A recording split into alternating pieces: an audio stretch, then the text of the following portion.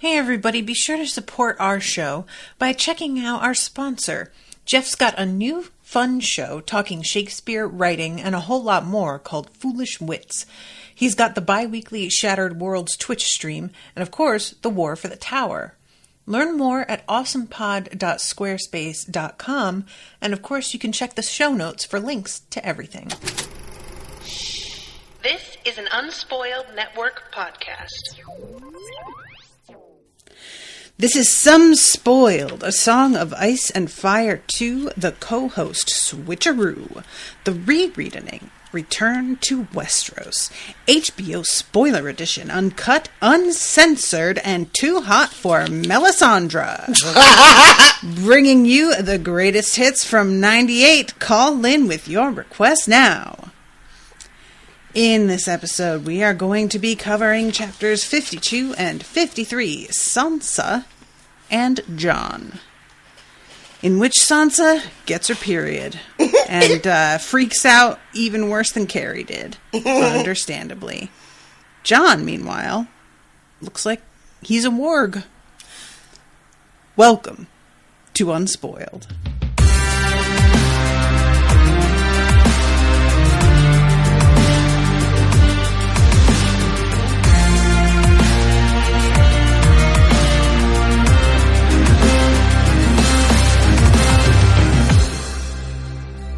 Monsters are dangerous, and just now kings are dying like flies. I am the king!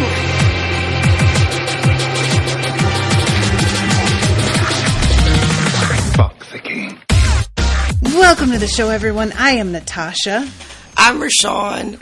Girl, you're gonna have to warn me if you're gonna be spicing up the intro like that. Why would I do that? I like to get your reaction. I need the pure react. I need that sweet reaction. It's like a drug. It's my dopamine for the day. Well played, madam. Hey. I enjoyed that. I did not see that coming. Though in hindsight, I should have seen that coming, but still, well played. Well, thanks. Yeah, that period scene. That was the way it leads into that from her dream, which, you know, for you, period, having folks out there, you know, not everybody gets them and got them and all that jazz. But if you are one of the few and the proud and the cranky who had to deal with it, that is a real thing. That the way it's, I don't know for you, but like sometimes I would have a dream. Not that I was getting attacked by an angry mob, but you know, like something going on with my stomach and like feeling all weird, and maybe the dream would be like a little violent, you know, and then I'd wake up and be like, well, that explains it.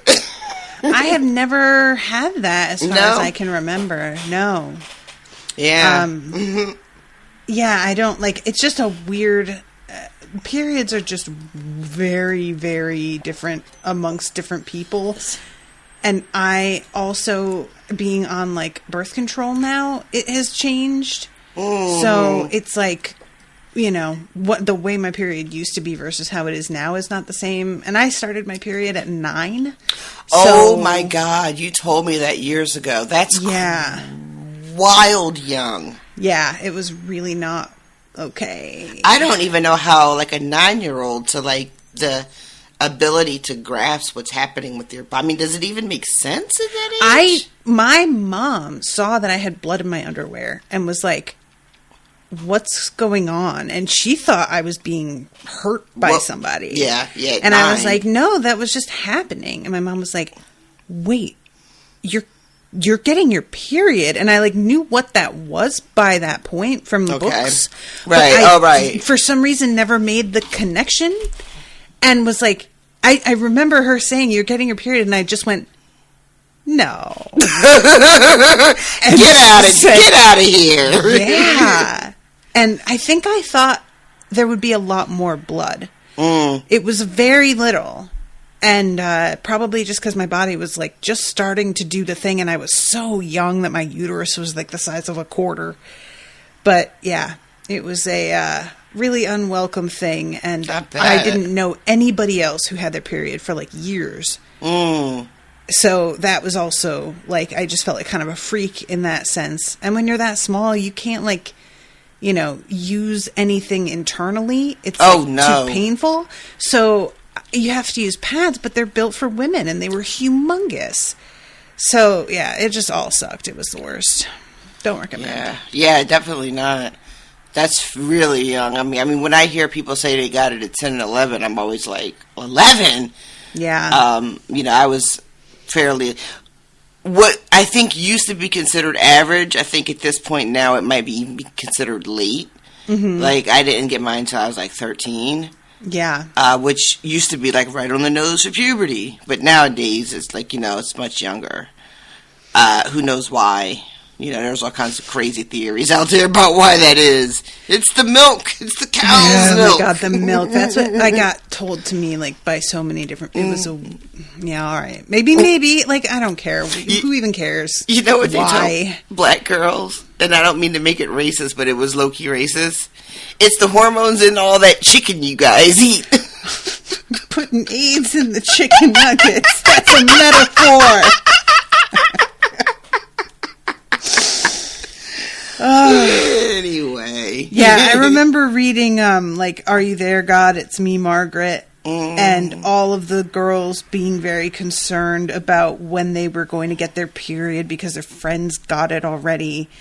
And that was why I knew what periods were by that point. But I couldn't understand hanging your, like, feeling of being a normal girl as like on having a period. I always found that to be like a really weird thing to be totally obsessed with and worried about. Like, it's gonna happen eventually. Relax, you know? I mean, why? It sucks. Why are you looking for it and wanting to speed up when you get it? Because you're an ignorant child. And I mean, I still don't really get it. Those were not something that I could relate to at all in that respect. Yeah, it's like tied up in our ideas of like being grown up and womanhood and, you know, just the sort of like cachet of being considered a little bit older and more grown up than your group of friends.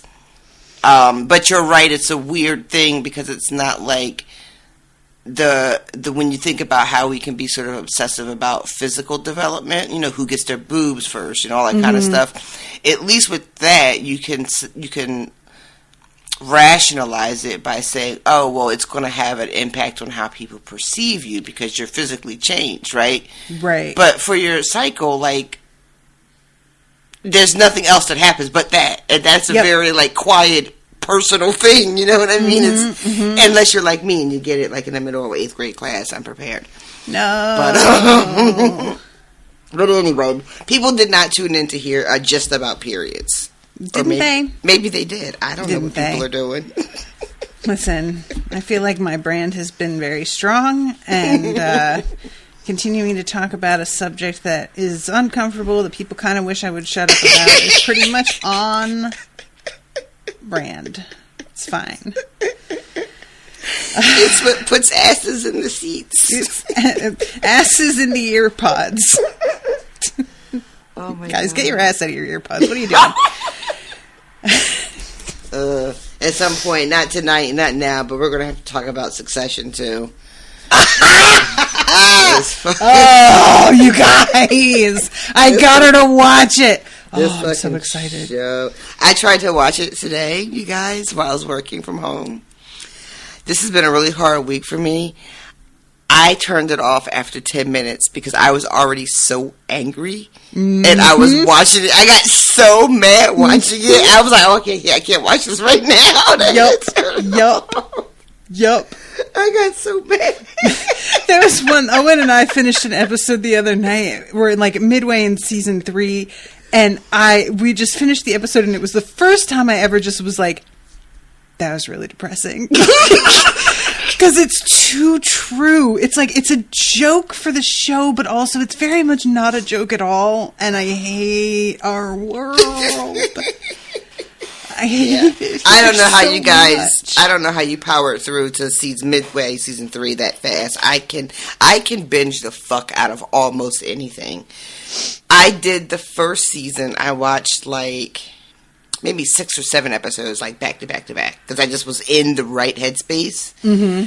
But when I've gone back to it, I can't do more than like an episode at a time. It's too much. That's amazing, because you love Curb Your Enthusiasm, and I can't handle that show at all. Like, yeah, because this is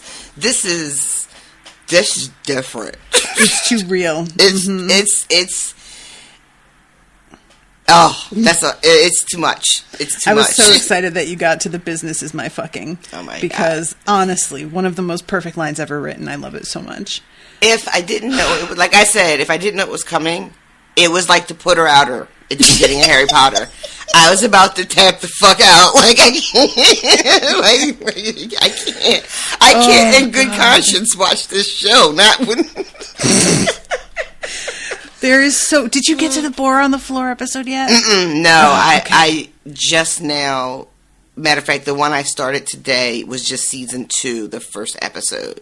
Oh, okay. And it's like the aftermath of the big thing, TM, that happens at the night of the reception. Mm-hmm, mm-hmm. And, you know, he's Kendall's in there with Logan. And with his dead fucking eyes. Oh, my God. and like, I'm watching him realize that, like, you know, the jig is up and that his father's already making moves to save him and all that stuff. And I got so sick to my stomach, I legit just turned the episode off. I couldn't watch it. Mm-hmm, mm-hmm. All fair. So, guys, watch Succession. Just go and do it. You know what? Like, I had been hearing the hype, and I was just like, I'm not really interested in another one of these shows about another one of these families. And then a couple of other people that I like a lot have been talking about how good it was, and then you co-signed it, that you and Owen started watching it, and I was like, all right, fuck it. Yeah. It's a lot. Like, I will say, with no shame in my game, I thought I was ready. I thought with the type of stuff that I like to watch that falls in my wheelhouse, mm-hmm. I thought that this would be easy breezy viewing. Mm-hmm. Nah. Nope.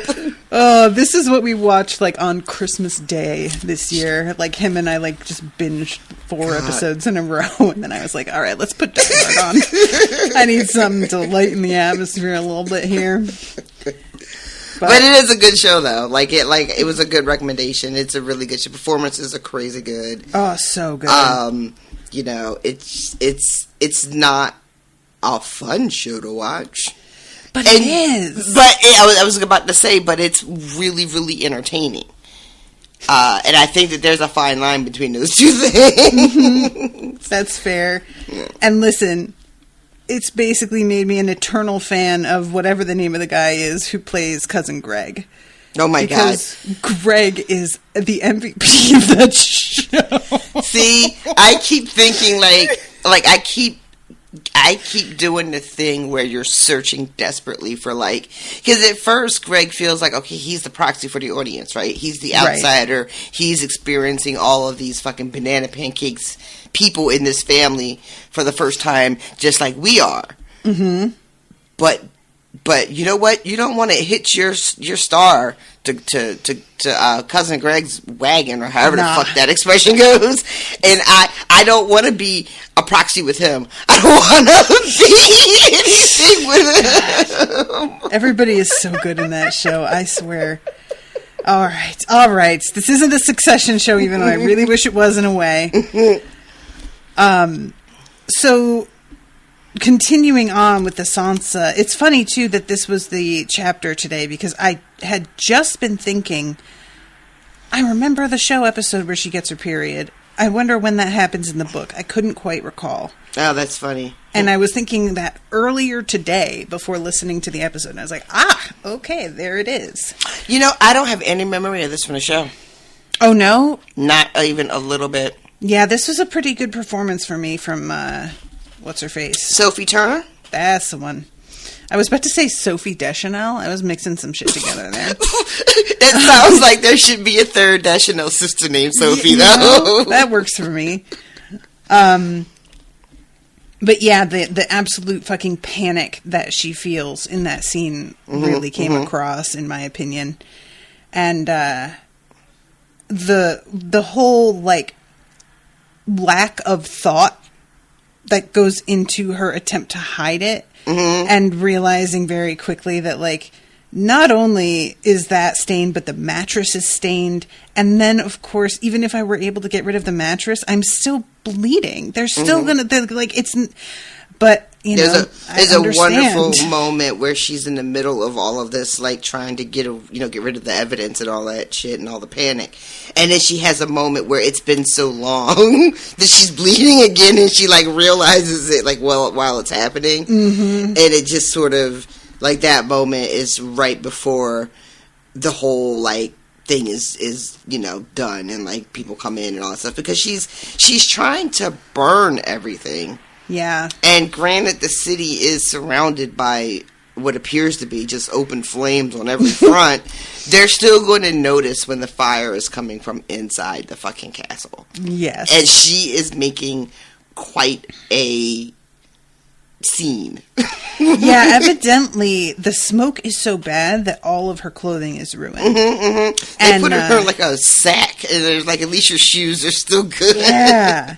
And as somebody who had a very small fire in my office not that long ago, it is astonishing the damage that smoke does. I know that this is such a thing that it's very cliche to talk about, but, like, sincerely, I put the fire out and thought, okay, this, like, one area is what got hit.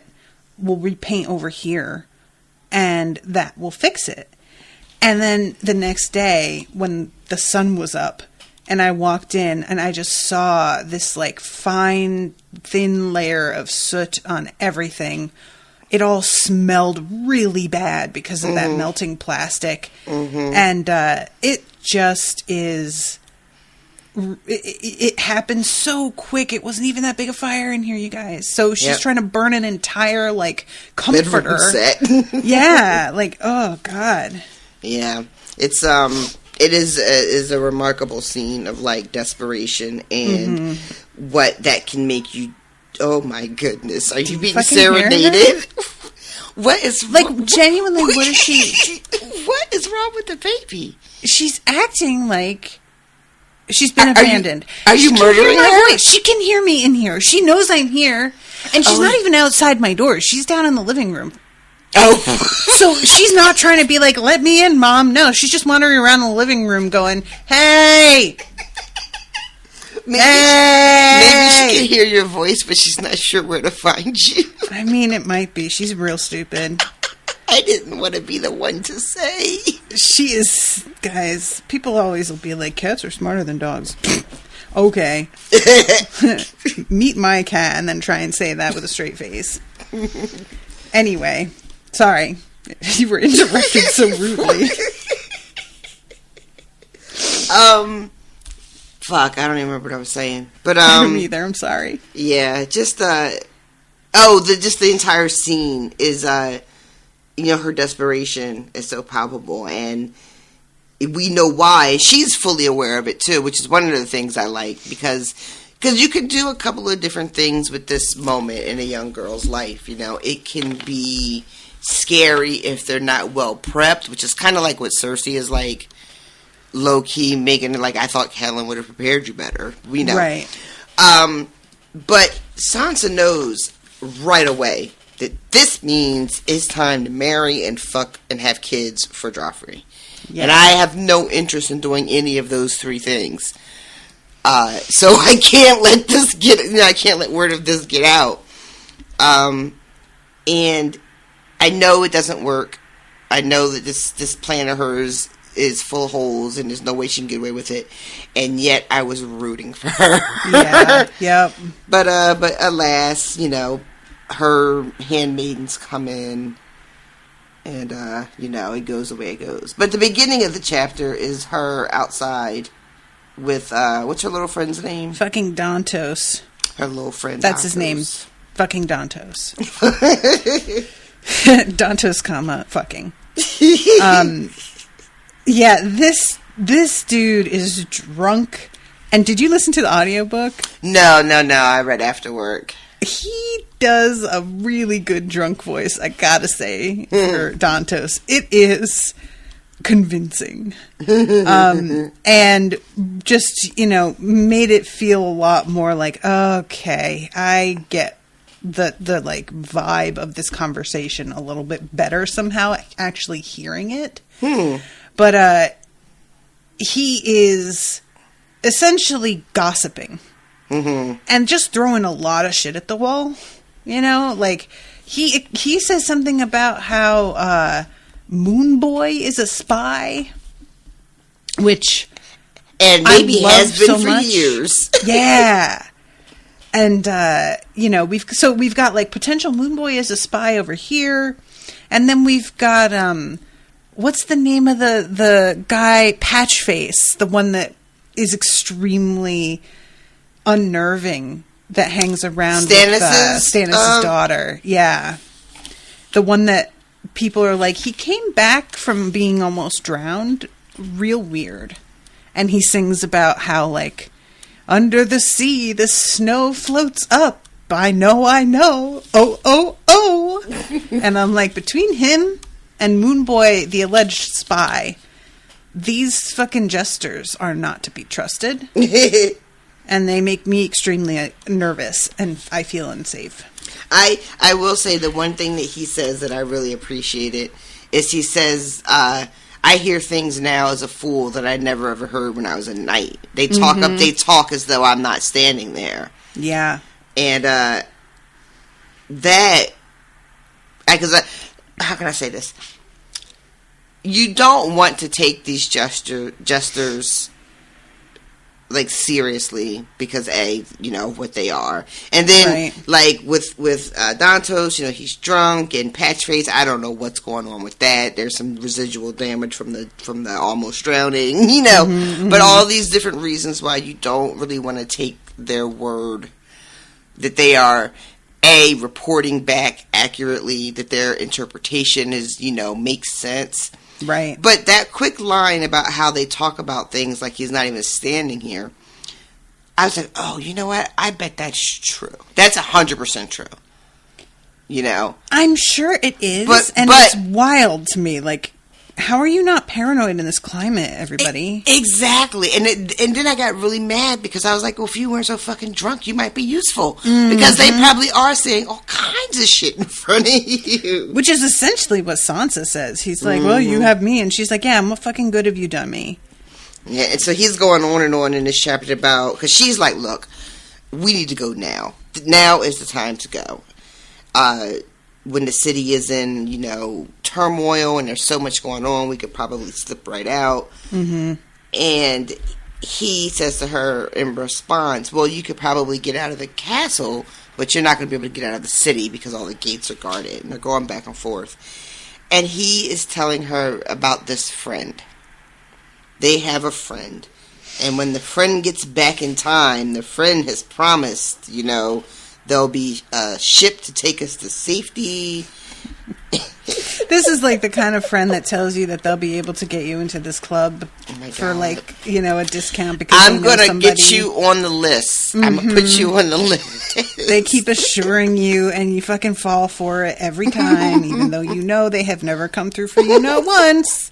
But this time, maybe. Yeah. So your ass is standing outside in the cold with no jacket because you was trying to be cute. Looking crazy because you keep insisting your name is on a list. And the person at the door is like, we don't even have a list. We don't have a list. We don't even. So true. What is that?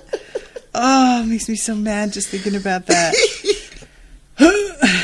And I wonder how many people are listening to this going, exactly, and how many are like, what the fuck are you talking about? Like, how universal is that experience, really? Oh my God, that's so funny. You're right. I would assume everybody has had that experience, but probably not, huh? I feel like no, but maybe they have. I don't know. I guess there's probably just a different version for different people. like, it's a club in my world, but maybe for somebody else, it was like getting into like a cool bar in Brooklyn or a really like exclusive house party or like maybe a con. Oh my god, a con is much more likely. How did that not occur to me? Right? Like you were on the list to meet Mark Hamill, but then you got there and there was no list. I feel really attacked considering I did go to see Mark Hamill at a con personally. Oh my god. I forgot that was a thing that happened. Yep, and I went in with my little Snorlax costume on. Oof, what a dork. Oh, that's why we love you, though. My God, that's so funny. I must have realized that on some level, and that's why. Yeah, something saved that to your hard drive and was like, that keyword it's hitting. All right, so this whole conversation, he's talking about how, like, the reasoning for burning everything is because Stannis is trying to smoke out the mountain men, or the men of the mountain. What are they? The moon? What are they called again? The something clans. I can't remember, and people are gonna hate me now. But yeah, essentially that they're like probably hiding in the woods, and he knows that, and he is going to make that as difficult and unpleasant as possible for them, which is a pretty solid tactic, to be honest. And he says the wildlings have been lighting fires too. The imp told the queen that Stannis had better train his horses to eat ash. And this is when he says the spider pays in gold for any little trifle. I think Moonboy has been his for years. Do you think there's any truth to that, or do you think that's just this crazy drunken man? You know what? Everybody is everybody is suspect. Mm-hmm. I think that there absolutely could be something to that. But I say that because I feel like I'm trying to prepare myself or cover myself for a later reveal. Mm-hmm. So I don't even know if my judgment can be trusted. You know? I completely get that. It's funny. This is not the type of series, probably because, I did watch, even though a lot of it I don't remember, where I find myself giving lots of people the benefit of the doubt. Mm-hmm. For whatever reason. Like, I just feel like everybody is probably terrible and none of these people can be trusted. Yep. Yeah, and there's even like the element too, if Moonboy is actually not completely with it, he could be like spying without knowing he's spying, It may not even be the sort of quid pro quo it sounds like. He might just be taken advantage of, True. Who knows? That's true too. Yeah, because so many characters or minor characters, even in the show, so many were being manipulated and were unaware,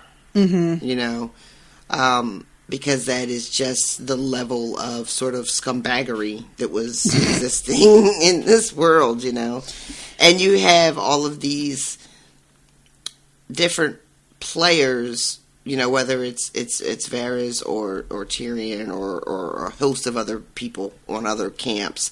Mm-hmm. But there's only sort of like the resources are finite. And resources, I mean, like, people who work, in these positions, who have access to people that matter, Right. So, like, when we see the way Tyrion turned Lancel, Right. Like Cersei thinks she's running Lancel, but Tyrion's also running Lancel. You know what I mean? Like, so they have multiple masters. It's a weird thing.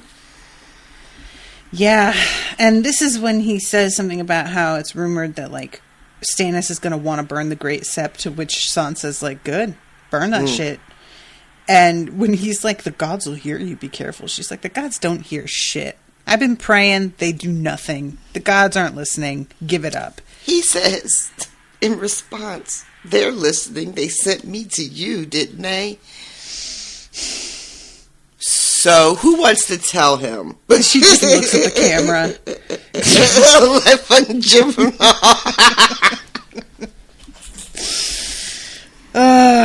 Yep.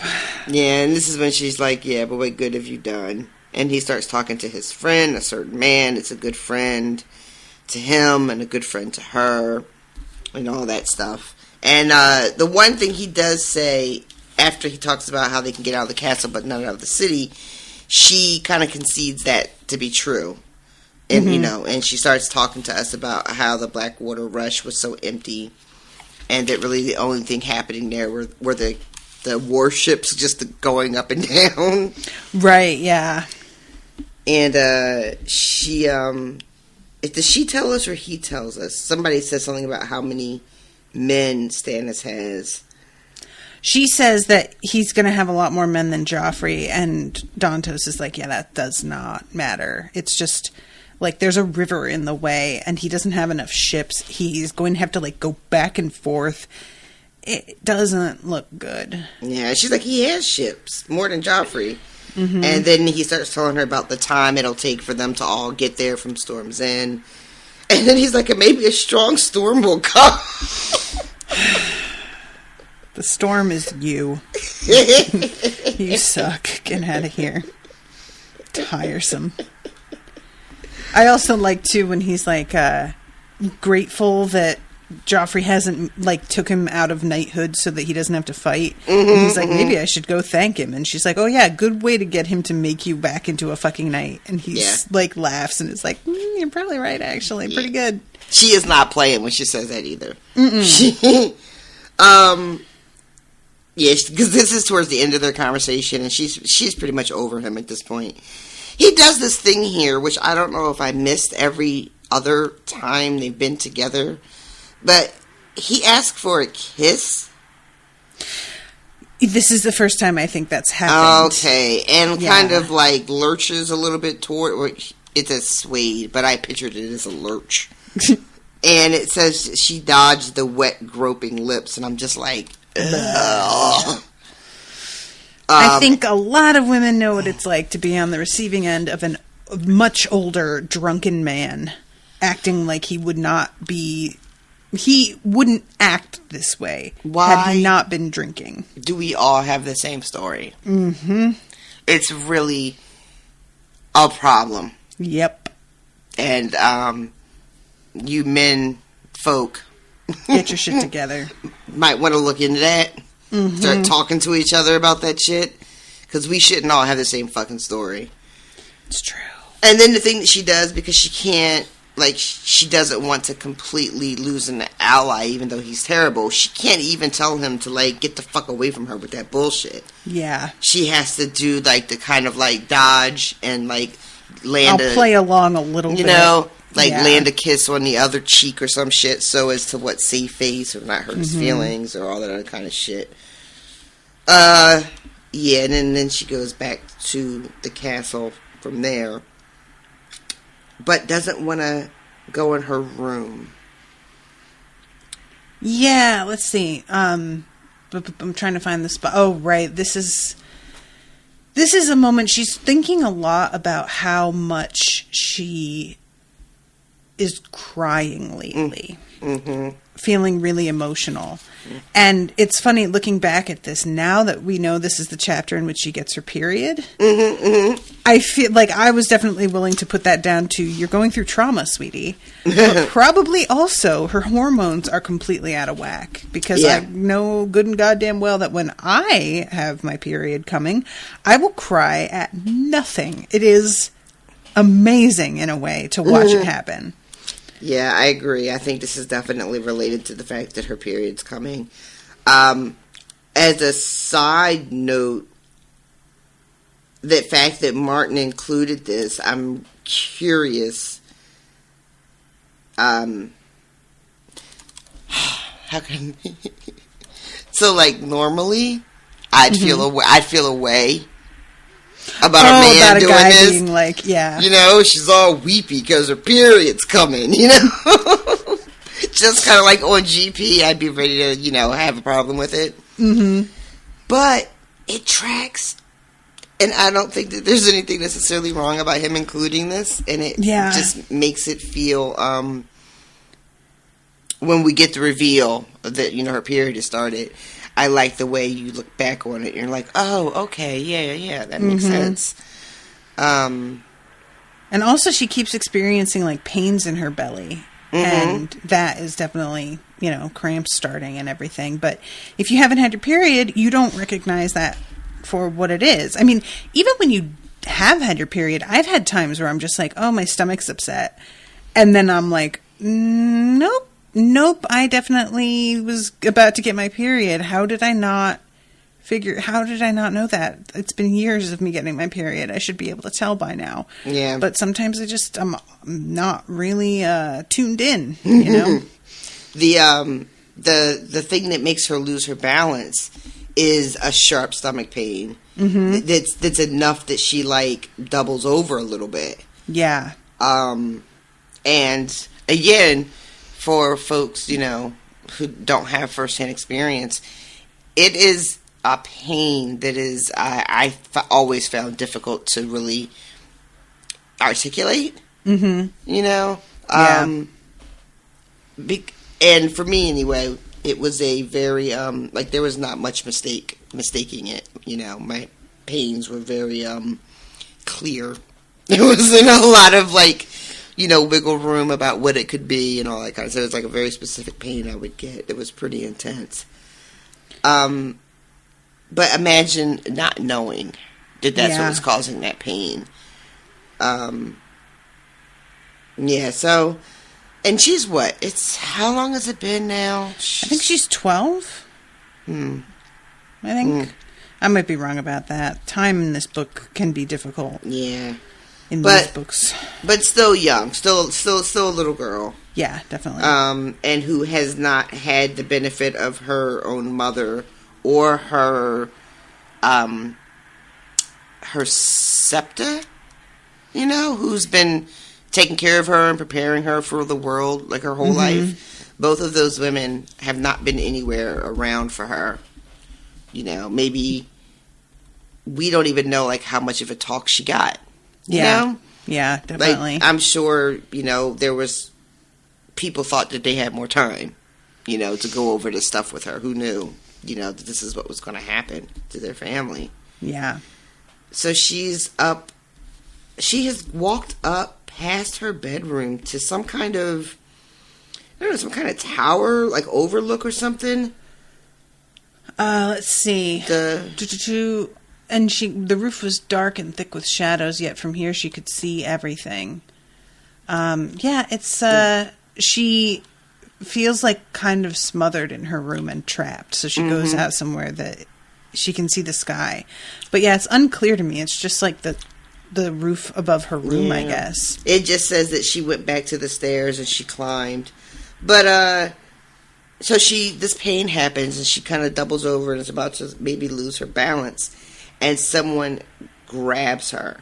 Mm-hmm. And the hound has been up in this, wherever she is. Yeah. And she didn't realize he was there.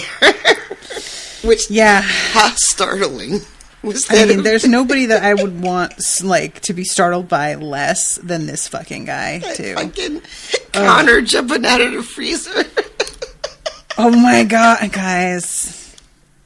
If you don't know what we're talking about, that is an illustrated emergency phone call that I recommend you go and find. Still unclear to me if it's real, because I feel like it's real, and then I'm like, it can't be real.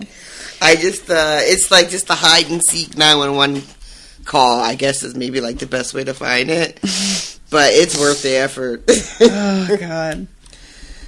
So fucking, in this scene, Sandor is such a total dickhead. I'm glad you said that, because I was reading this, and I was like, he's being especially aggy for no reason. It's just him and a little girl up here. Yep. But, and I don't know what to make of that either. I'm starting to think there's something particular about Sansa that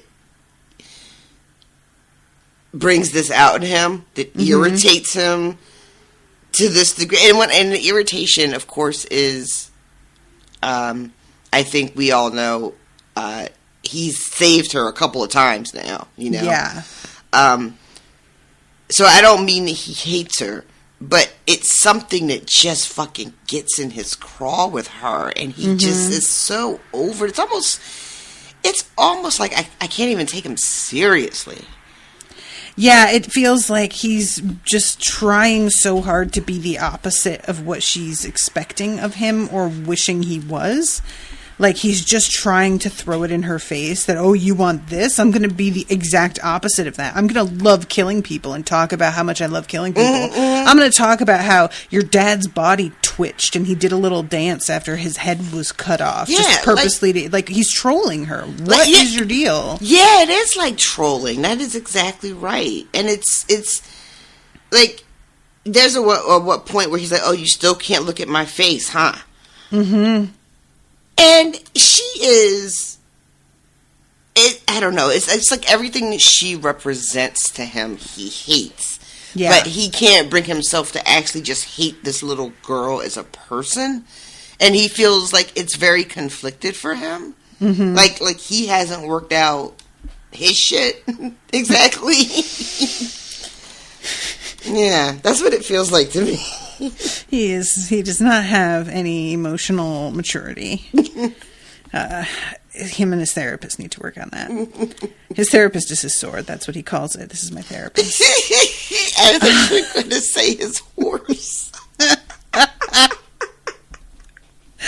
Honestly, I could see that Either being one, a thing right? where dudes Either just one. Talk to their horses. Bitch, you know they do. 100%. You know they open up to their horses in ways they don't to anybody else. That just makes me think of wizard people, dear readers. I'll speak to my horses and find out what they think. Oh, how the wine talks.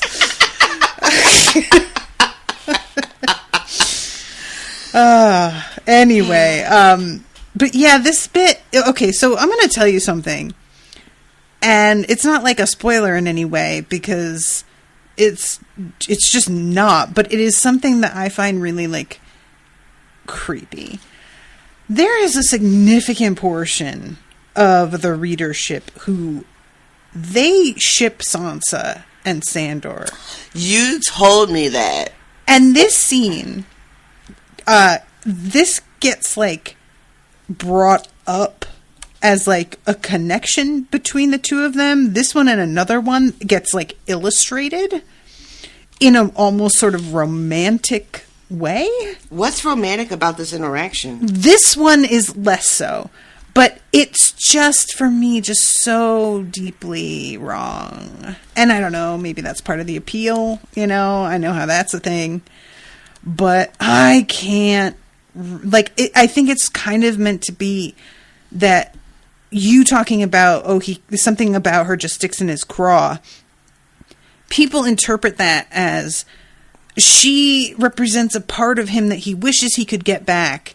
And so this shipping is sort of like, she's his manic pixie dream girl in a way. She'll bring him back to, like, believing in ideals again and make him, like, a better person. Gross. And I just have no fucking time for it. I just don't. And it's interactions like this that I feel people, like, are very choosy on what they remember of the conversations between these two. And I would point to various things that he says in this chapter and just be like, no, everybody, absolutely not. Yeah. There are a lot of glaring reasons why I could not personally endorse that ship. I mean, you could start with age, but if you wanted to even move past that, just the way he speaks to her. Mm-hmm. How he makes her feel when they are together, which is he makes her feel small, he makes her feel stupid, he makes her feel afraid. Mm-hmm. These are not, like, that's not what I want to see. Yes, and in a relationship, you know, that I'm rooting for.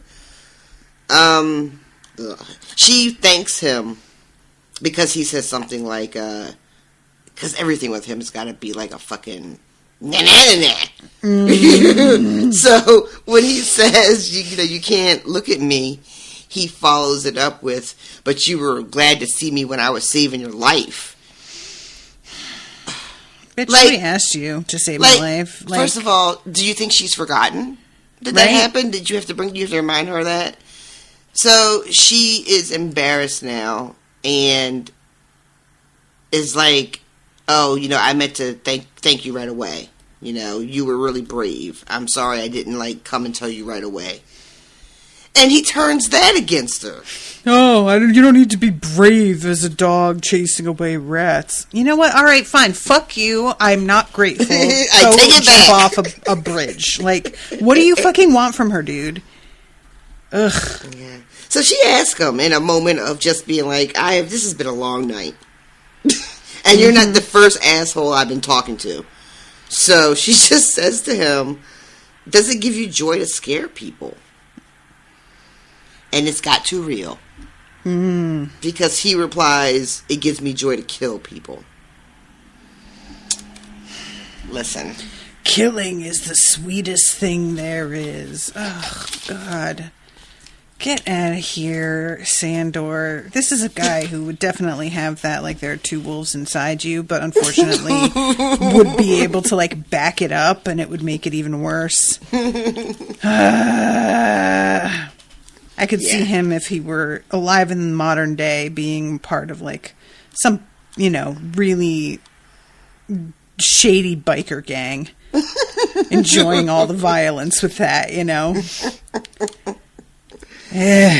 It's I think if he were behaving this way with any other character besides, basically a 12-year-old girl who is being held against her will in a terrible, dangerous circumstance, maybe I would have a little bit more tolerance for his shtick.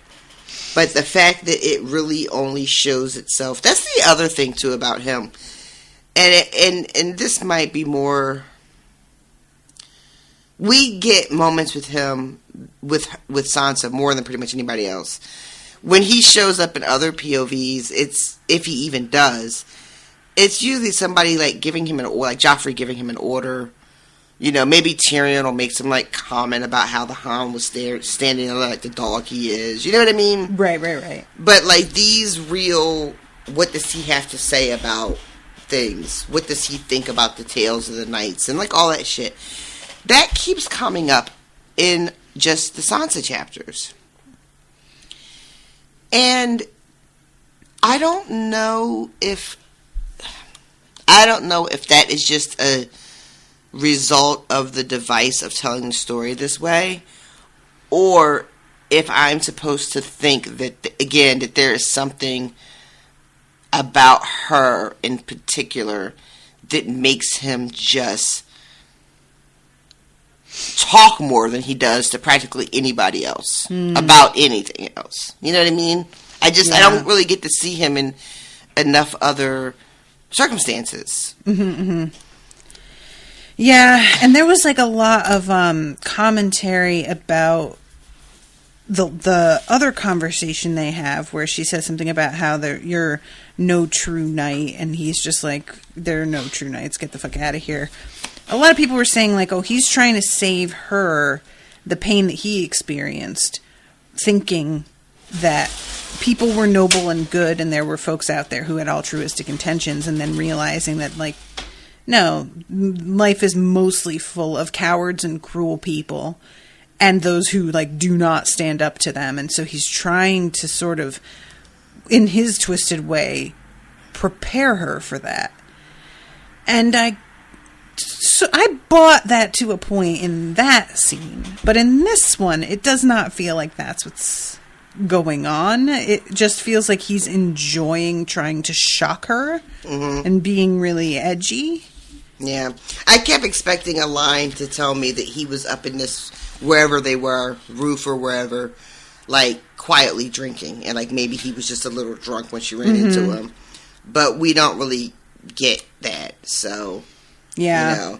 I'd be willing to believe it, but it's not explicitly said. Almost like I was looking for something.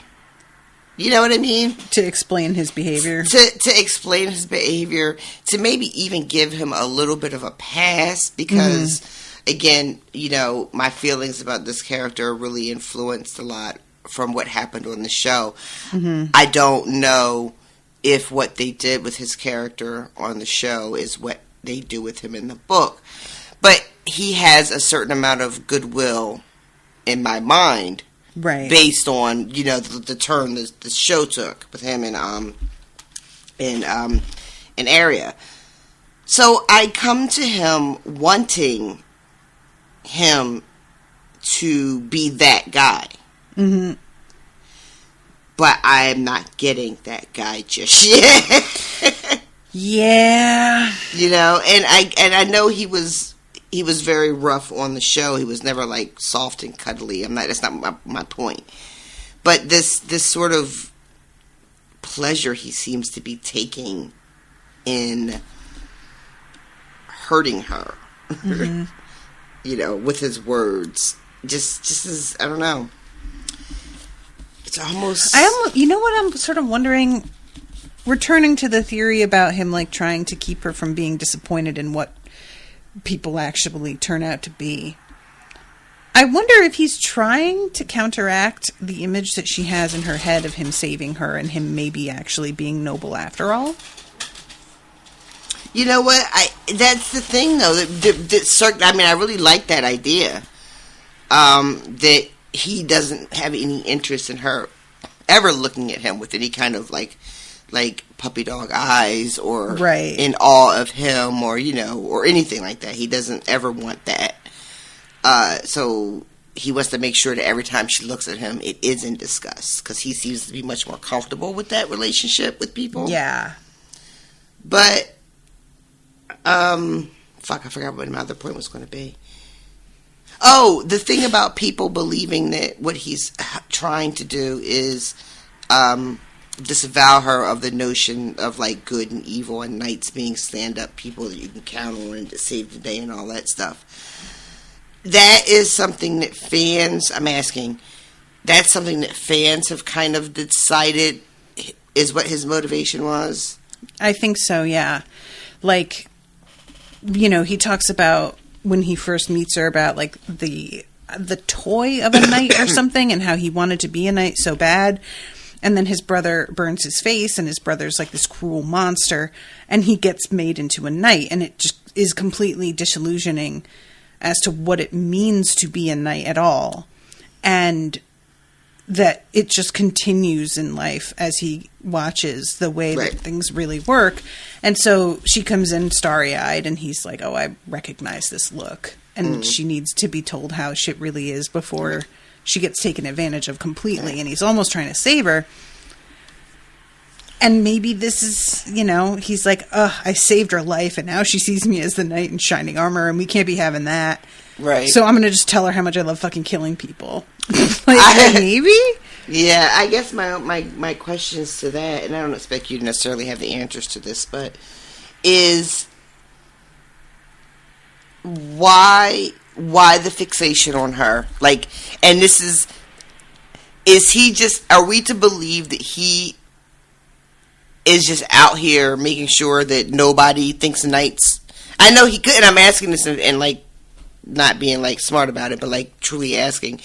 I feel like there have been moments where he has made his distaste kind of like with like comments in front of other people. Like he doesn't really think being a knight is that impressive or that important. Right. I know I feel like he said those things in mixed company, not just to her. But I'm wondering if he has spent the kind of energy in trying to make sure that people know that being a knight is bullshit. I think that his. So here's my theory. How many people come to live in the Red Keep that weren't raised at King's Landing?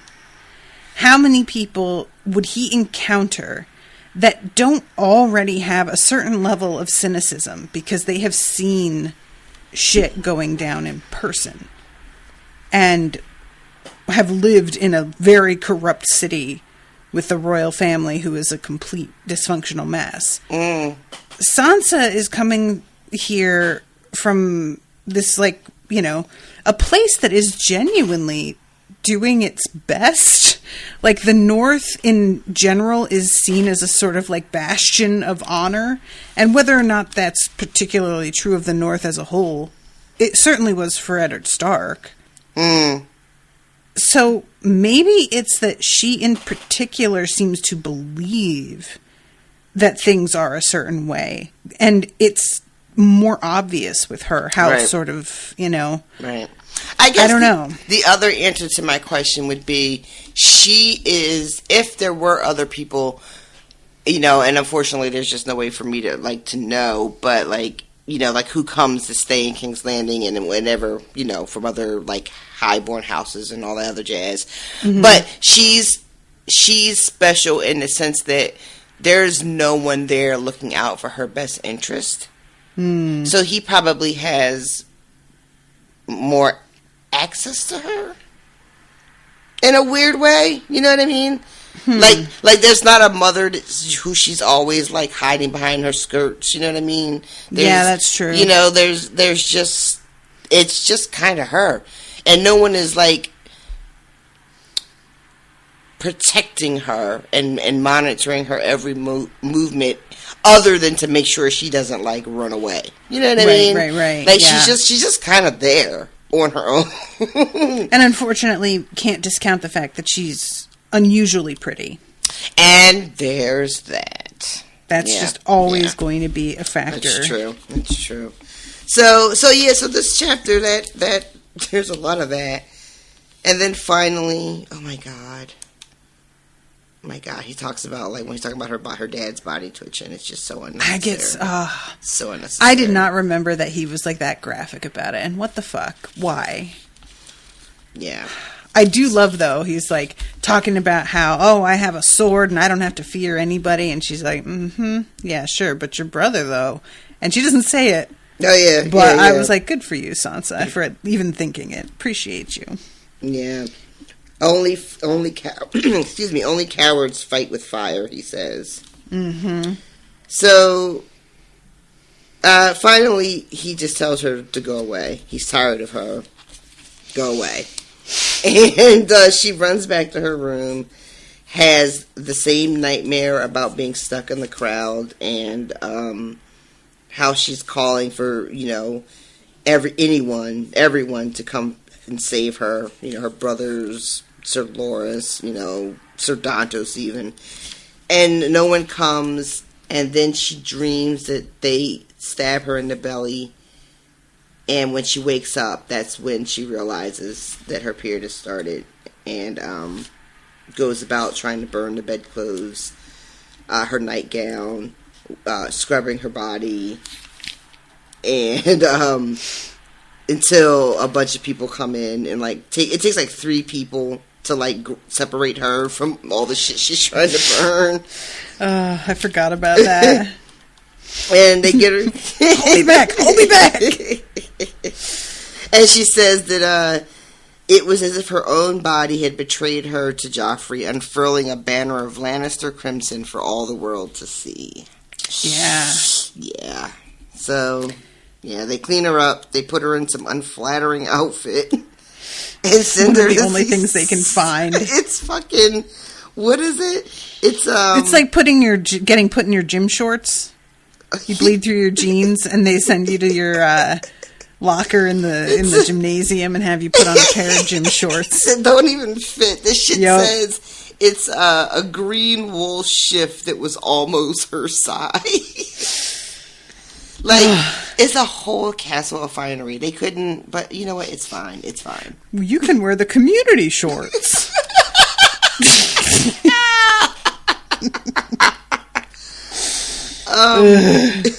And so they send her to Cersei looking like that. And, my God, Cersei. Jesus fucking Christ. She is, first of all, I love the fact that she's like, yeah, this means that you can marry my son, and it doesn't seem like you're super stoked about that anymore, does it? Right. She's not even mad about it, which for some reason I thought that she would be in my memory, like that she'd be sort of irritated. And instead, she's just like, nah, he's always been difficult. And I'm like, And then she starts talking about how difficult the labor was, because Cersei has to make sure that shit comes back around to her. Oh, true. And we get another look at how shitty a husband Robert was. Fucking Robert out hunting when she's... and we also find out that Jaime insisted on being in the room every time she gave birth, basically telling people, like, oh, who's going to check me, though? Mm-hmm. Like, yeah, like, I'm going in. You want to stop me? I'd like to see you try it. And there's a line that Sansa says when Cersei says, what did you think it would be like? And she says, I thought it would be different. I don't know, less messy and more magical. That, for me, that hits so hard. As somebody whose mother was a pagan, Wiccan goddess worshiper, and there was just like a whole thing about your period being sacred and important, linked to the moon, whatever. It was so... and this is like the same thing that I get really irritated about. People being like, periods aren't gross, they're natural. No. Guys, people try and act like those things are like mutually exclusive. It is natural and it is gross. Lots of things are both natural and gross. Why are we acting like things have to be one or the other? Giving birth is... That shit's gross. Nightmare. Are you kidding? Taking a shit is natural. I don't hear anybody talking about how that's fine. Which you also do when you're giving birth, BT Dubs. Yep, that is not something you have a whole lot of control over at that point. So yeah, I felt like there's so much illustration out there of like, you know, periods being done. It's always like red blood, liquidy blood. There's no talk at all. No, we better get into it. Are we getting into it? Oh no, I don't want to talk about that. There's no talk about like the actual tissue. No. We don't like to discuss that. How it's not just going to be like bright crimson. It's going to be black. It's going to be like a smear of Marmite in your underwear. This is not a thing that like people prepare you for. Oh my God. And I just really related to her on this, and I understand that because women have been shamed so much that we have had to do some things to try and reclaim that. Yeah, that's exactly true. And that is 100% what's behind it, and I really understand and respect it. But it has like turned this corner into then misrepresenting what it actually is also. Yeah. And we can... Which is just as dangerous. Medium here. Like, just as dangerous. Like, just give me some honesty and some, like, real what to expect type shit so I can be prepared. Which is what I ask in practically every facet of my life. Why would this be different? You know, just give me the working knowledge I need. Exactly. But yeah, I want that. That line is so good. Thought it would be less messy and more magical. And I'm just like, girl, same. Like, just like everything. Cersei's drinking milk throughout this thing. I don't know why that made me laugh. What am I drinking? Milk? Remember that bit in Seinfeld? He like pours himself a glass and then stops and looks at it. I say that all the time. I don't know why. I don't drink milk really, but that comes up for me in my head a lot. So she is, she tells Sansa about how Robert was never around, but she didn't even need him. And, not even for making babies, but he didn't know that. Listen. Subtext! You know? Then she asks the thing about, she tells Sansa that, after saying how Jaime insisted on being in the labor room, she says, Joffrey will show you no such devotion. I expect you'll survive a bit of humiliation. And she tells Sansa that basically Joffrey has never forgiven the fact that he was shown to be a coward on a trident with the wolves. And that he's been punishing her for that and will continue to punish her for that. And then says to her, you might not ever love the king, but you'll love his children. Which, yeah. you know, I guess. And Sansa's like, I love his grace with all my heart. And she's just like, you better learn some new lines, girl. Because Stannis isn't going to like that one. Yeah, I guess when you're saddled with husbands you don't love and didn't choose, deciding that you're going to pour all of your love into your children is like one of the only options available for coping with things. So it makes a lot of sense. Oh, yeah. I mean, it's an interesting thing because I always like have had this debate about how much Cersei actually loves her children and how much they're just like sort of a reflection of her that she loves because of her own ego, not really because she loves them, you know? And I don't know. So far, I'm going to ask you where you land on this, but I think, and this is kind of a cop-out, but it's a thing that I say in real life, so I feel like I should be able to say it about a book. I think she loves her children the best that she's capable of loving. I think she also believes she loves them even more than that. But she doesn't. Yeah. I think she estimates her love of her children as being like this, you know, this great thing that you can't even put a name or a number on. She loves them. But I think she really only loves them as much as she's capable of, which isn't really that much when you get down to it. And I think that, at least this early in the book, I think that not only does she love them as extensions of herself, like you said, but like also Jaime. Like extensions of her and Jaime's love for each other. You know? Yeah. And even that, it's like she's just out here fucking Lancel. So I mean, love dick. You know, I mean, for some people they couldn't consider. But is it in the books or was it just in the show where Jaime says he didn't sleep with anybody else but her? We haven't talked to Jaime about that, so I can't really tell you. No, that must be from the show then. Okay. Alrighty. So then, yeah, she, Cersei says the thing about Robert, too. About how Robert didn't like how fussy Joffrey was because he, picked him up and he didn't like it. Yeah. And he would cry whenever Robert picked him up. And Robert only liked things that loved him.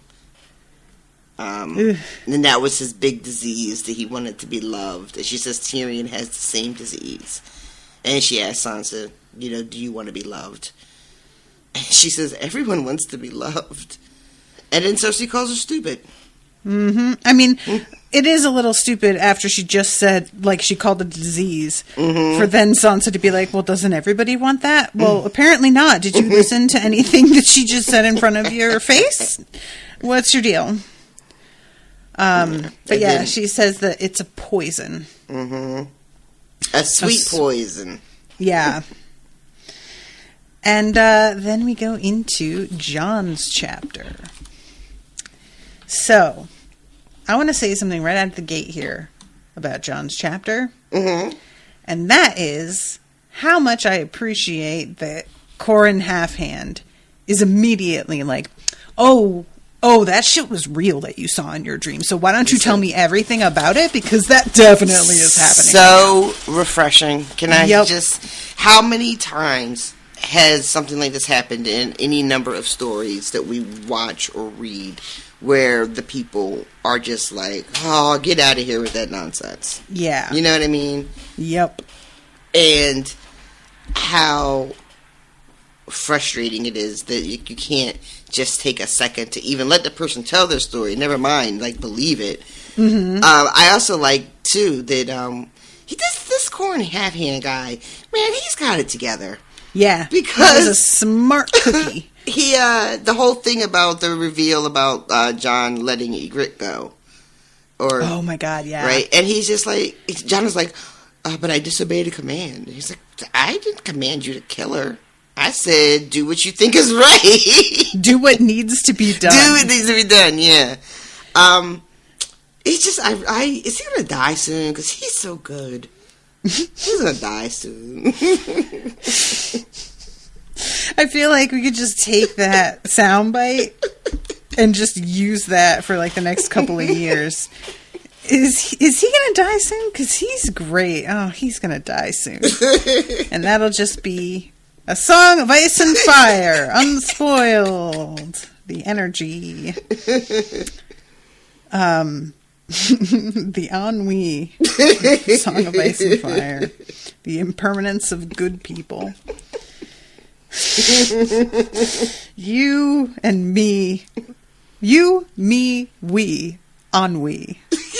What is that from? That is nothing. I'm just trying to come up with a good title for a podcast. Just to talk about the inherent absurdity and impermanence of life. Okay. So we'll start out with the travel with Ghost next to Jon and acting really sort of weird and restless. He keeps stopping, turning around. His ears are going all over the place like he can hear things. He's looking like there's something there. And Jon can't see anything, and he doesn't think that there's anything really there. Right. But he loosens up his sword in the scabbard just in case. And they have to travel, like, to the shadows, which is kind of a shame because they're all freezing cold. Yeah. I felt bad for them, like, you know, it's good because they're trying to, you know, sneak in and shit. But also, fuck, they are cold. They are wet. It's been forever that they've been on this mission. Yeah. And how good and luxurious would a fire be right now? Oh, yeah. Somebody is like, we should light some torches. And he's just like, fuck you. And that's pretty much that. So, yeah, they hunker down for the night. And this Jon, you know, because he's fucking Jon Snow, goes over He can't just let it lie. Nope. He can't just be like, well, Nope. nobody asked about it, so I guess I'm just gonna go to bed. Nope. Not our Jon Snow. No. He goes over and I felt like low-key like Corn just wants to have a nap too. Like he's tired. You know what I mean? And here comes Jon Snow with his bullshit because he can't like carry anything. He can't carry anything. Everything has to be unloaded immediately. So he goes over and says, "You never asked me how it went with the girl," which I would think means he doesn't want to fucking ask you about it. He doesn't want to fucking talk about it. If he wanted to know, he'd have fucking asked you. Yep.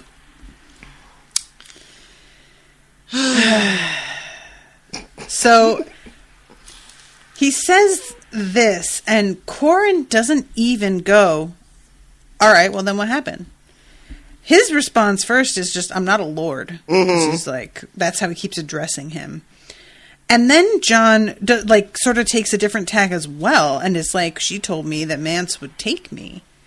And there's an interesting conversation between the two of them, where Jon realizes that, like, Mance was friends with everybody in the Watch, and how, like, awful this must be for them to have to treat him like an enemy now. Right, yeah. Clearly, Corin respected him.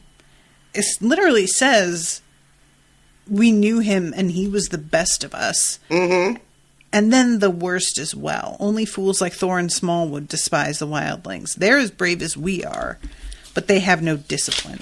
Yeah. I really enjoyed this bit. I like that Jon is like wanting to know why did he desert from the wall. And Corin says, you know, some say it was for a woman, other people say it was for a crown. And he says, you know, yeah, he liked women, and he wasn't a man whose knees bent easily, but it was more than that. He loved the wild better than the wall. It was in his blood. And we find out that he was wilding born and was just raised by people in the north. Yeah. And so Corin says when he left Shadow Tower, he was only going home again. Which I don't remember if that was part of the... You know, I'm sure it wasn't the show, but I just didn't remember that bit about him. didn't remember that either, to be honest. So yeah. And so yeah, he's when he's talking about how they named themselves the Free Folk, and each one thinks of himself as good as a king and wiser than a maester. And Mance was the same. He never learned how to obey. Don't look up. Have you watched that yet? I have not. I haven't heard great things about it. Oh, I've only heard great things. That's funny. That's interesting. Yeah. So, Jon is no more than me. And we get to the girl. Ugh, Jon, you're so tiring sometimes, man. I swear to God. And, yeah, Corin is just like, so you didn't kill her. And it's just, like... Mm-hmm. No hint of surprise. Yeah. Jon, super surprised. You know? Oh, my God. I swear to God. Jon, sweet summer child. Corin says now.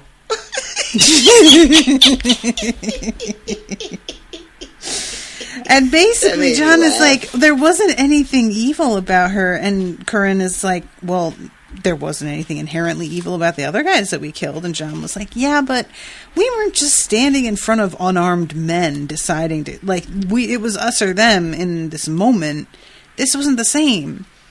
And she wasn't a threat. And I just, you know? Mm-hmm, and, this is when he says, I just told you to do what needed to be done. And I now know something about you. And you have to know something about your men when you are in command so that you can assign the exact right people to different tasks. Mm-hmm. Which is just very good management tip and something that, unfortunately, so many don't actually implement at all. Fact. I love when Jon says, but what if I had killed her? And he says, she would be dead, and I would still know you better than I had known you before. Mm-hmm. Like it doesn't matter whether you killed her or not. The thing is, whatever you decided to do is what informs me about you. Yeah. You know. But, and then he's like, go get some rest. It's late, and I'm tired. Get the fuck out of my face. And then Jon goes to sleep and tries to call for Ghost, who doesn't really come because he's still, like, really weird and anxious. Mm-hmm. Jon thinks he wants to hunt, goes to sleep, and he has a dream. Yeah. So this, I feel like, wasn't included in the show at all. No. This is him warging. Mm-hmm. Or some facsimile thereof, which I didn't know we were going to get. And this is very exciting. Yeah, it starts off... Okay, so I was talking earlier about how much I appreciated the drunk voice for Dantos that Mr. Detrice puts on. I'm going to then take that back. Oh, no. For this scene, because it specifically says the call came from behind him, a weirwood... and it's saying Jon, the weirwood had his brother's face. Had his brother always had 3 eyes? And it doesn't say which brother. Mm-hmm. I should mention. So I don't know if that is why Roy Detrice makes the choice he does here. But I am assuming that the voice is Bran's because of the 3-eyed crow thing, right? Like, that's what I thought. That feels like it's not said, so I guess it could technically be Robb, but like... Does he do Robb's voice for this scene? He does a fucking pirate voice again. Oh Sean. My God! I don't know why he does this. Because even if it is Robb... It at least should be a voice that sounds around the same age as Jon. And instead, it's this like, not before the crow. Don't be afraid. I like it in the dark. Why are you like this, sir? It's just not necessary, and it doesn't make any sense. Who produced this audiobook, and why did they not rein this fucker in sometimes? Oh my god. I don't understand. What? Why is it Davos in the tree? Like, why would this is what I'm saying? Like, it's so wrong, no matter which brother it's supposed to be. And it's very specifically mentioned that it's his brother's face and voice. So, like, why would you do this when we have talked to all the other brothers and none of them sound like that? God. Like, I love it. Says the call came from behind him, softer than a whisper. That shit that you just described doesn't sound softer than a whisper. It's like it feels like what he's trying to do is like speak low, you know, but it's not a whisper, and it's certainly not like a young kid. It's very bad. So yeah, anyway, he says you have to be able to open your eyes, see? Like this. And the tree reached down and touched him. And suddenly, he was back in the mountains. So, all of a sudden, he has his sight through Ghost opened up for him.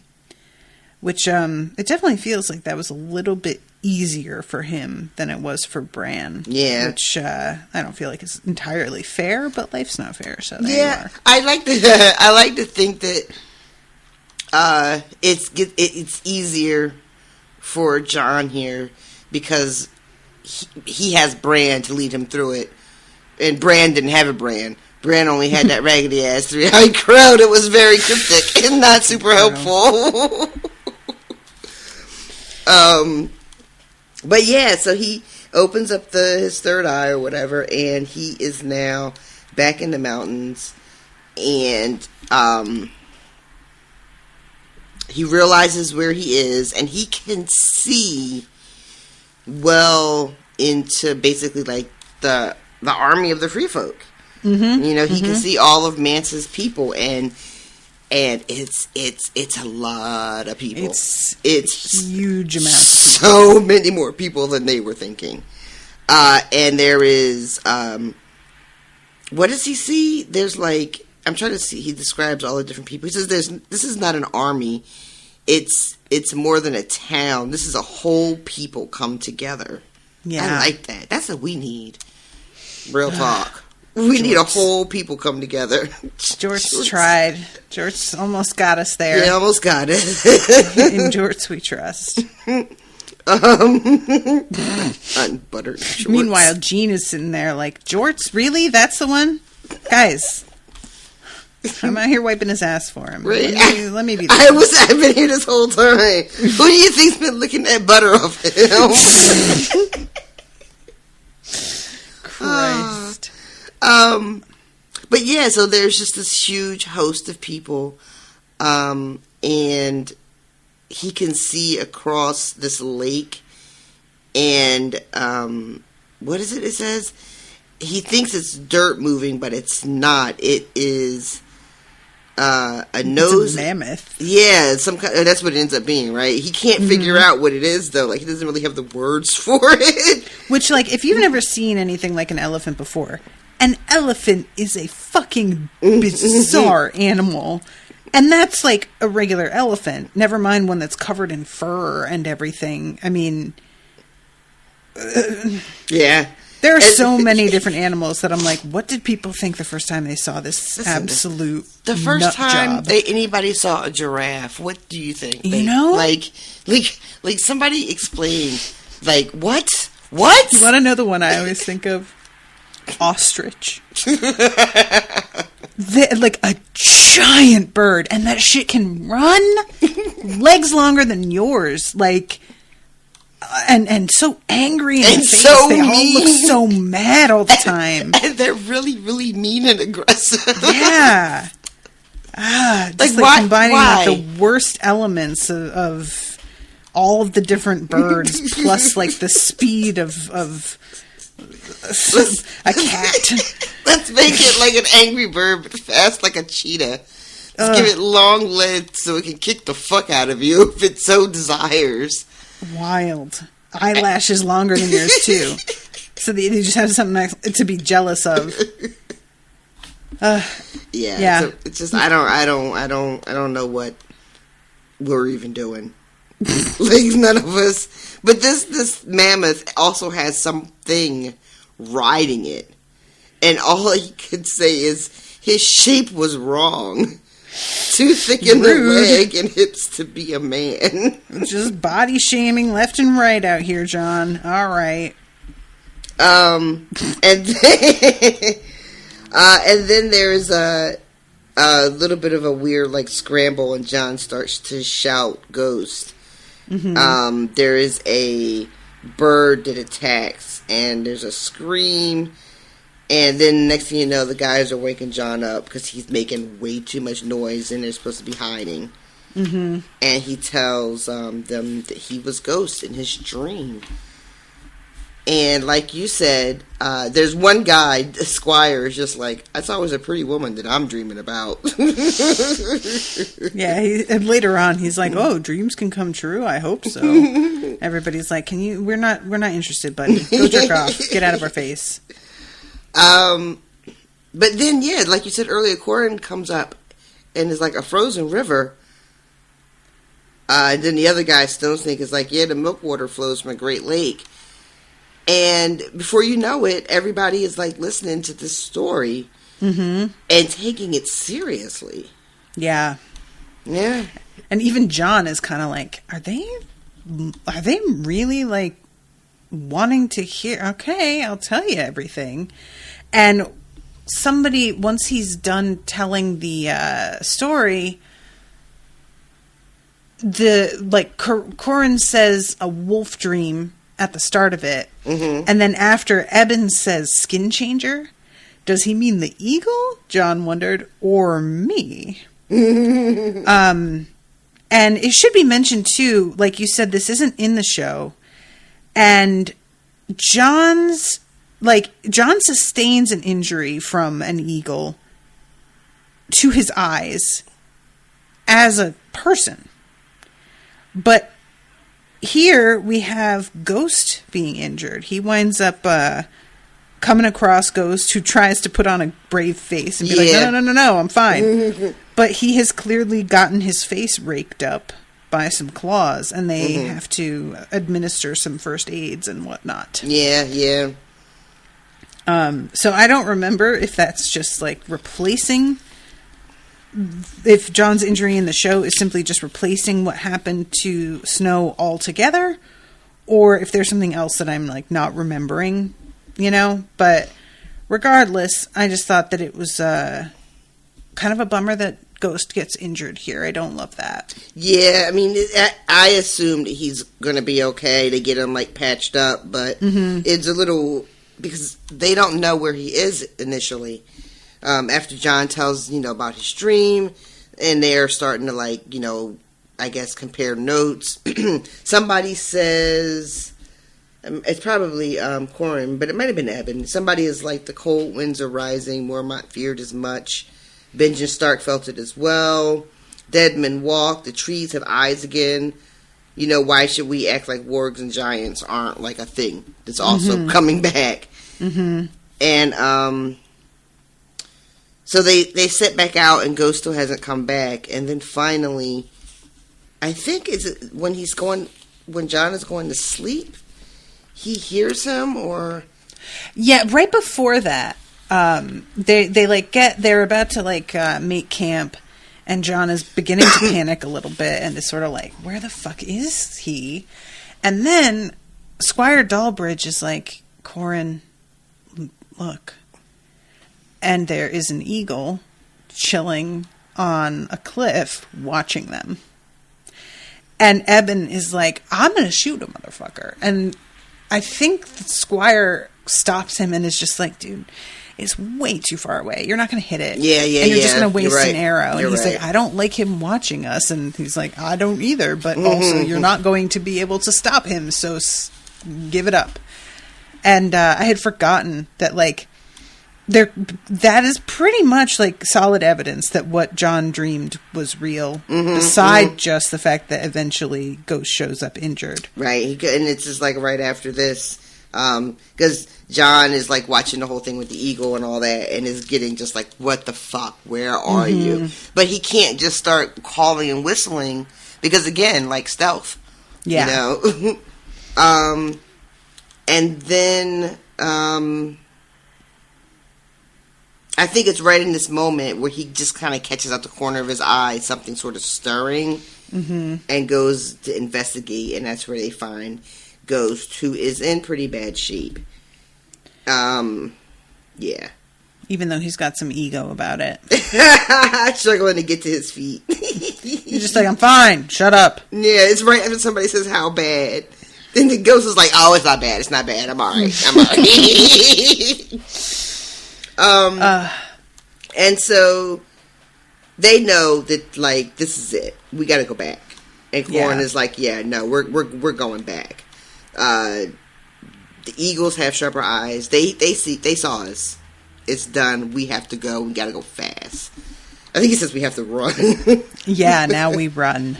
And yeah, so they just, they just go all through the night trying to get back to basically the spot where they showed up on those guys that were sleeping, I think. Yeah, I think so. I'm trying to find the spot. We're not far from the place the wildlings died, said Corin. Yeah.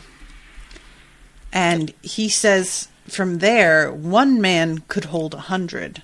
The right man. He looked at Squire Dalbridge. The squire bowed his head. Leave me as many arrows as you can spare, brothers. He stroked his longbow. And see my Garen has an apple when you're home. He's earned it. Poor beastie. He's staying to die, Jon realized. Ugh. Yeah. Brutal. And it doesn't, I feel like in that moment there's a lot of sort of like disbelief but also admiration from Jon. Like that he's witnessing the sacrifice. And they leave him there, and somebody's like, if an eagle flies down for you, and then he answers, he'll sprout some new feather. And that really made me laugh, even though it wasn't that funny. But it just, I don't know, something about these very tense moments where you're basically leaving somebody to die, and they are facing it with sort of like this wit and humor, is something you get all the time in these books. Yeah. And yet it really works on me most every time. Like, even with Ygritte in the last chapter where she's just like, hurry up while I'm so brave, or whatever it is she says. Can't stay brave forever. Yeah. That kind of shit, it'll always make me chuckle. I can't help it.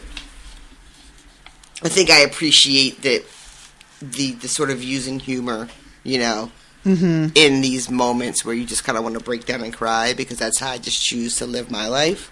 Yeah. So that always works for me.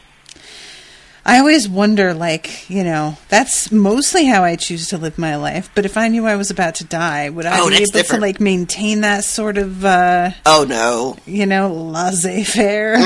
How I choose to live my life and how I face my death are two entirely different things. Yeah. Interesting question, though.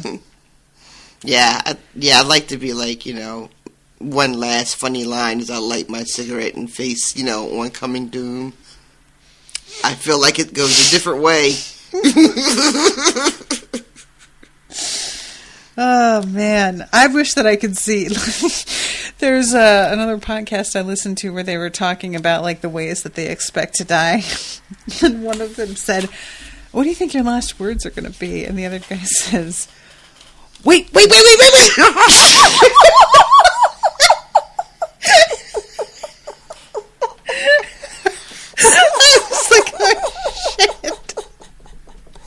That's actually really good. That's very, very good. Oh, God. Shit, that's good. Yeah, that feels right. Right? It'd just be something. And one of them, the other guy, said it would be just like, I was just kidding. Just pissed off the wrong one. Oh, my God. I think mine will be something like, oh.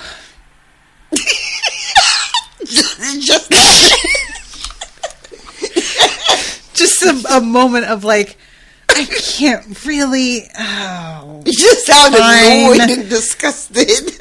Yeah, just a sort of resigned, like, I can't. This is really embarrassing. This is bullshit. Yeah, it's like, I'm not saying it's not just, but it's just embarrassing. Did you remember on Frasier? Remember Bulldog? Mm-hmm. And his like running bit where he would get like really angry about something, Yeah. but then he would like find it, like, oh, never mind. This sucks. This is total BS. Somebody took it. Oh, here it is. Yeah, that's a good bit. That's probably what mine would be like at the end. Be really, really angry and outraged, and just be like, oh yeah, that's right. We all have to die. Never mind. Oh, God. So yeah, it ends with him walking up the pass. Jon looked up into a cloudless sky and saw a speck moving through the blue. Eben saw it too and cursed, but Corrin told him to be quiet. And then they hear the hunting horn, and Corrin is like, alrighty. Yep, here it comes. And that is the end of the chapter. Yeah, they are a long way from home. There are a lot of motherfuckers that know that they're out there now. And where they are exactly. Yeah. And they're going to need an intervention. Somebody has to come in from somewhere and do something. Somebody. Yeah, I find it really interesting here. Like, I had just forgotten straight up that Jon doesn't work in the show. And I wonder why they decided to do that. I don't remember. Does Arya warg in the show? Like, how many of them? Sansa never wargs. Mm-mm. Lady is killed. Mm-hmm. And so, like, we're never in Rob's POV, so it's sort of like it maybe happened, but we wouldn't know. Yeah, there's just lots of talk about how there are rumors that he can be the wolf and all that kind of stuff, but we never see it because he doesn't have his own POV. I don't remember anybody except Bran. Even the thing that we get in the book where we had a chapter where Arya's like dreaming, and she unlike Jon, when she wakes up, there's no like confirmation that it was real or anything, Right. I don't even think we got a dream sequence in the show, but Yeah. I could be wrong because I'm not the one to ask. So Yeah, with Arya, like, she doesn't get tapped by a crow on the head and even if she did, Jon's with Ghost, but Arya isn't with Nymeria, so like, what use would it even be? Right. Yeah. Yeah. But yeah, I find that like kind of there's just various things that they sort of left out of the show, and to a degree, I think a lot of it, when it comes to the direwolves, was just budget. Depicting the direwolves in like with CGI and whatnot was like so expensive and just really like cumbersome, not super convincing a lot of the time. They needed either. that dragon money. Exactly. So I guess that's why, but that is something that I felt was missing so much from the show. Not even the warging with Jon, but just his relationship with Ghost. You don't see Ghost in the show very much at all after he gets to the wall. And Ghost is a big part of his experience. Yeah. Having the direwolf to sort of back him up and intimidate people, it's like kind of a big deal. And I just you don't really get that. He feels much more alone on the show than it feels like he is in the book. I mean, yeah, it's a real loss. I know it's funny too, because I remember when the show was airing, people who had read the books were all like, as a person who hadn't read the books, I have no context. Right. So the dog the wolf isn't like around as much. Oh. There's no way for me to gauge the importance of that. But I distinctly remember book readers talking about it a lot. Like the absence of them, and what was missing from the show. And I'll admit, at the time, I didn't really care that much. It was hard for me to imagine how important to the story they could have actually been. Yeah. But now reading, especially with Jon Snow at least, Ghost is such a huge part of his character. And I'm trying to remember when we even see him in the show. And once he goes on his adventure, when he leaves the wall, it's a minute. Yeah. I feel like before you see him again. Yeah, and because Ghost isn't around as much, it never really feels like other people are used to him. And in the book, it's just a matter of course. Like, where's your wolf? What's going on with the wolf? Has he hunted? Did he bring anything back? Did he find anything? Like, they take Ghost into account as if he's like another member of the group in a way, And then, I love that you mentioned it too, because that is what happens, I think, when you have a animal in your life that's that important to you, that you just, people just sort of, people that are in your life understand and respect that and get used to that being around, Right. As that dog barks in the background. I swear to God, there are people in this neighborhood. I think there are people buying dogs or getting new dogs. I took a walk today, and it was like every other yard that I walked past, there was a dog, and it has never been this many before. There's one. It's looks like a dog that's a cross between like a bloodhound and a dachshund. So it's got like the really long ears and droopy eyes and the long body, but it's all that sort of like soft brown color.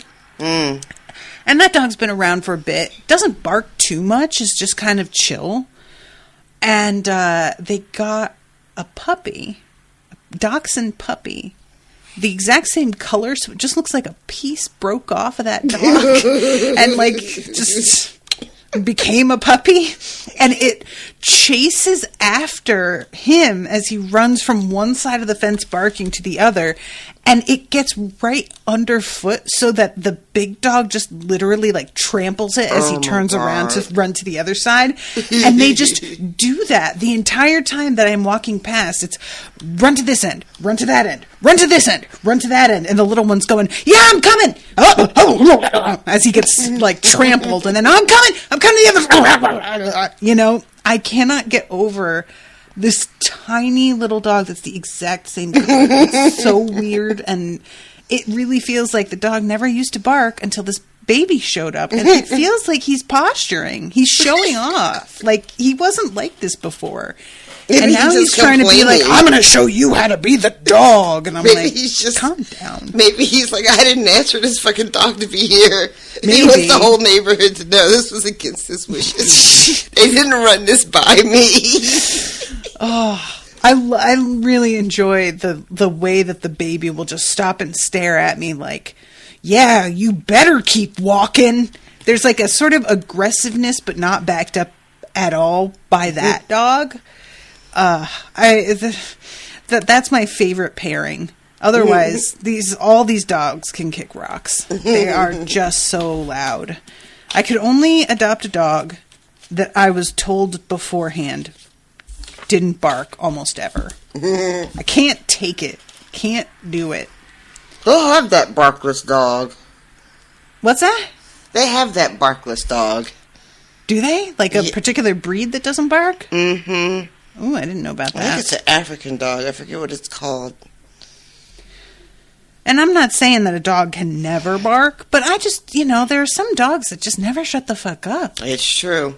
Anybody walks anywhere near your house and they freak out. A car passes and they're just like, who is it? It's a car. Family Guy had this bit with Brian where like, it's either like a car or a mailman, and like Brian's like talking, because he can do that. And in the middle of his conversation, whatever happens at the door, and he's like, "Excuse me a second," and he runs to the door and he's barking, but he's also like speaking. So he's, "What are you doing here? Who are you? What are you doing here? Who are you? What are you putting that me on the mailbox? I told you not to come here anymore. I told you not to come here anymore. What are you doing? I live here. You don't live here. I live here." Oh, that it really is what it feels. That I told you not to come here anymore. That is like the exact energy, honestly.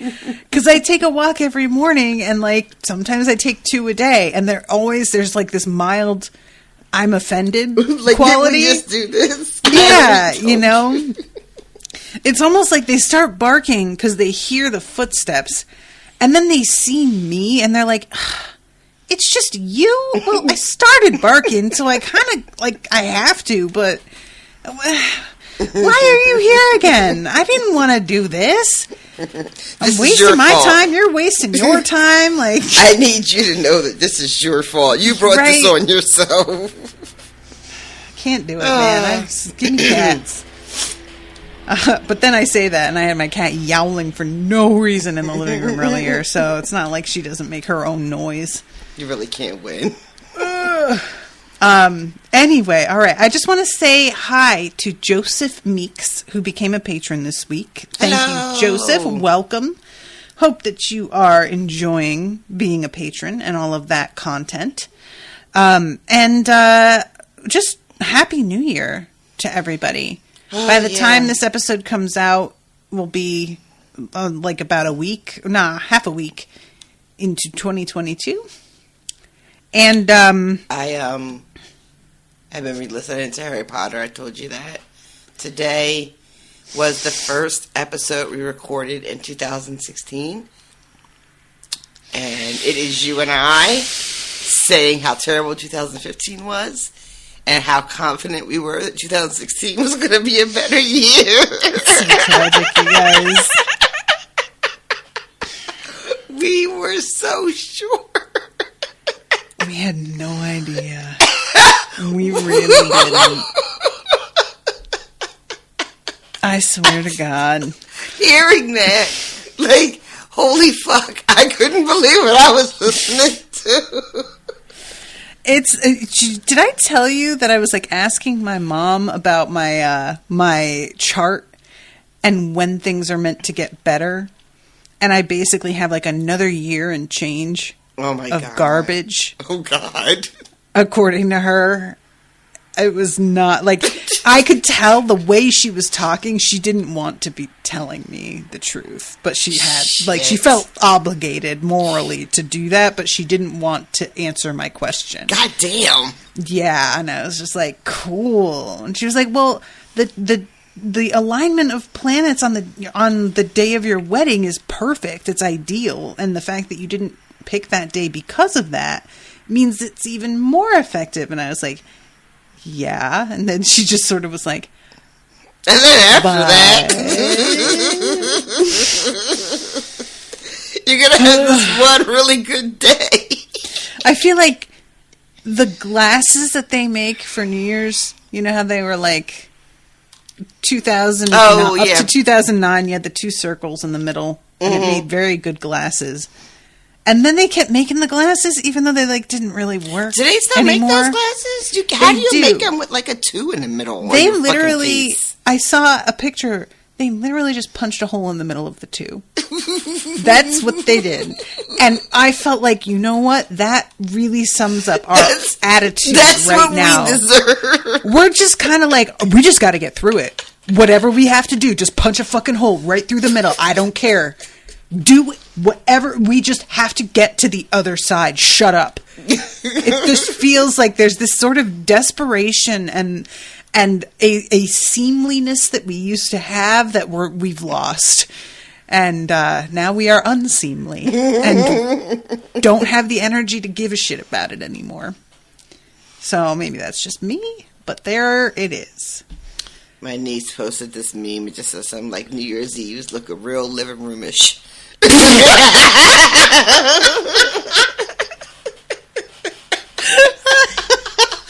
I I'm glad you enjoyed that. That is really good. I laughed the same exact way. Cam asked me the other day, like, "Oh, so what are you guys doing for New Year's?" And I said, "Hopefully nothing."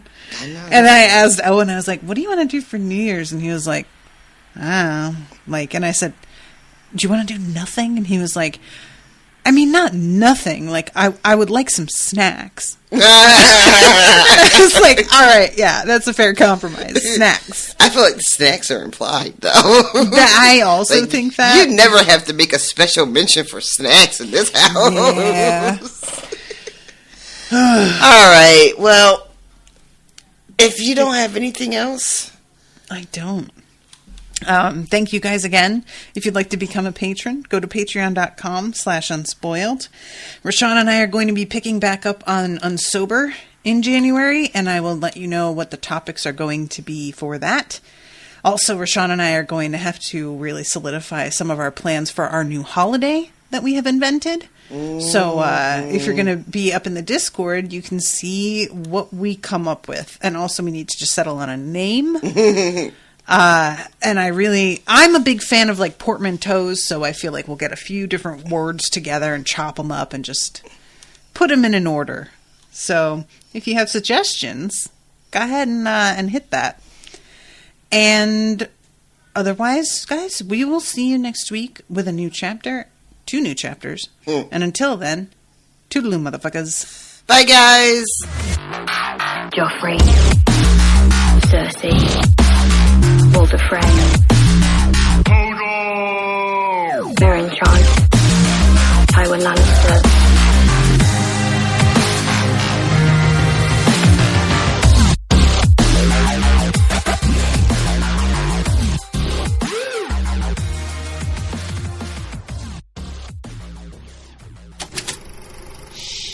That was an Unspoiled Network podcast.